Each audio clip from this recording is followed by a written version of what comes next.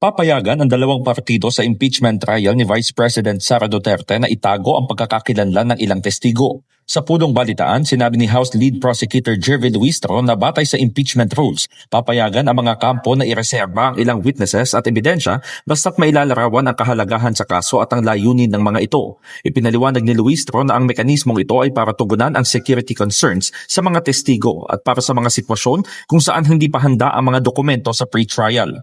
Iginiit din ni House Prosecutor Isabel Maria Zamora na maaaring i-withhold ang pagkatao ng witnesses habang ipinababatid sa impeachment court ang nature ng testimonya. Kailangan lamang anya nilang ilista ang mga pangalan ng witnesses na ipipresenta sa paglilitis base sa general rule. Pero walang surprise witnesses na ipipresenta pagdating ng paglilitis. Kinumpirma naman ng prosecution panel na mahigit 30 testigo ang plano nilang ipresenta sa trial proper. Kasama sa mga ebidensya at testigong ilalatag ay mga bank representative at bank records. Bukod dito, inihahanda umano nila ang extensive documentary evidence partikular sa articles of impeachment na may kinalaman sa confidential funds at unexplained wealth. Because we recognize the rule that only those witnesses whose names were submitted during pre-trial will be allowed to testify during the trial, no?